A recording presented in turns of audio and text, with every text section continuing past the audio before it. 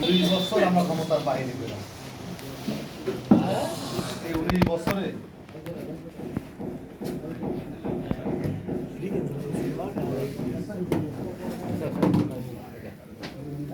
যাই হোক, কারেন্ট হাত নাই।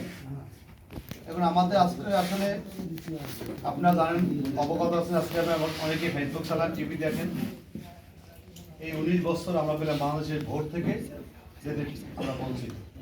শুধু আমরা না, অন্য দলও বঞ্চিত। কারণ আমরা দেখছি 14 সাল থেকে 34 সাল পর্যন্ত এটা সেই মানুষের ভোটের অধিকার থেকে বঞ্চিত হয়ে গেছে। 9 সাল থেকেই বলা যায়। যাই হোক, আমি গেলাম না, এই 3টা মেধাসের মানুষ ভোট দিতে পারে নাই। অন্য দলের যারা ছিল তারা সেন্টার ধারেকাও যাইতে পারে না। একটা সরকার বিনা ভোটে রাষ্ট্রীয় ক্ষমতা এসে পাথরের মতন মানুষের প্রতি যে পরিমাণ নির্যাতিত করছে, আমি যদি নাম বলি, নামাজকে বলবো না, এখানেই মনে হয় আমাদের ইউনিয়নের এখানেই মনে হয় 20 থেকে 30 জন আছে মামলার আসামি। তারা মামলা খাইছে, জেলখানা কাছে পড়াইছে। যদি নাম বলে অনেকে সময় লাগবে নাম করবো। অনেকে মামলা খায় না, কিন্তু বাড়ি ঘুমাইতেও পারে না। অনেকে আওয়ামী লীগের আতঙ্কে, আওয়ামী লীগের ডরে হেগুলোকে খাতির করতে বাধ্য হয়েছে, কিন্তু অন্তরে বিএনপির ভালোবাসে। নিজের ব্যবসা করছে, পিঠ বাঁচানোর পর অনেকে সম্পর্ক রাখতে পারে। আমাদের নেতা তারেক জিয়া সাহেব তিনি একটা কথা বলছে যে আপনার ভোট আমাকে দেবেন এমন কোনো কথা নাই, কিন্তু আপনার ভোট আপনি দেবেন, যাকে খুশি তাকে দেবেন। আপনার ভোটটা আমি দিতে পারেন, এই ব্যবস্থা আমি করার জন্য যে আন্দোলন সংগ্রাম করি, এই আন্দোলন আমরা আমাদের সাথে একত্রিত ঘোষণা করেন। আপনারা দেখছেন এই 17 বছর আমার পাশে আমার মতলব ভাই সাবেক সভাপতি আওয়ামী লীগের নির্যাতিত ঠেলা আপনার উপর সাইডে বাধ্য হয়েছে। এমনভাবে পুলিশের লড়াই নিয়ে শুরু করছে, লাস্ট পর্যন্ত নিজে বলছে ভাই আমি আর সভাপতি আমার পক্ষে সম্ভব না। প্রতিদিন যদি প্রতিদিন একটা লোক জেলে যায়, এই মামুনে পর্দা যুবদল সভাপতি একটা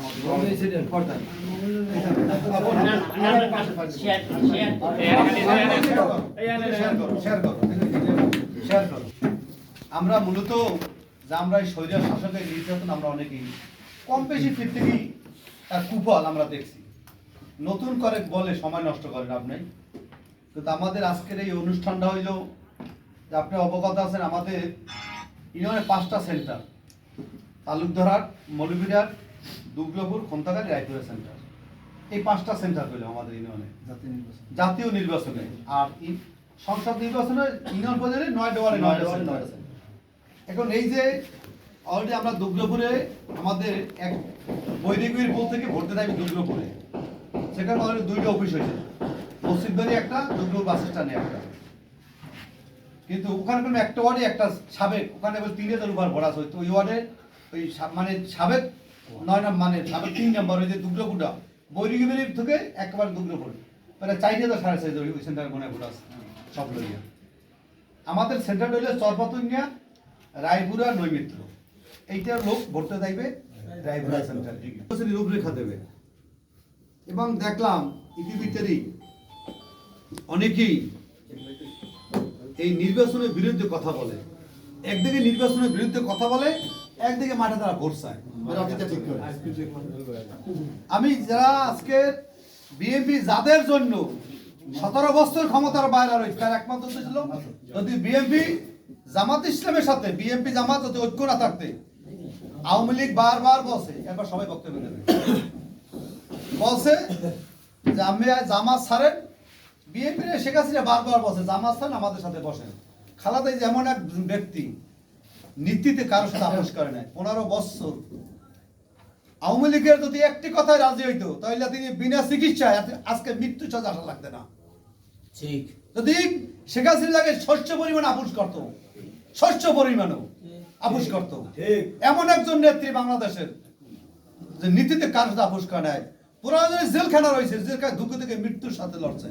কিন্তু শেখ হাসিনার কাছে বলে না যে আমার এটি তুমি কইতে আমি রাজনীতি সাইডে দেব। অনেক নির্যাতন আমরা দেখছি।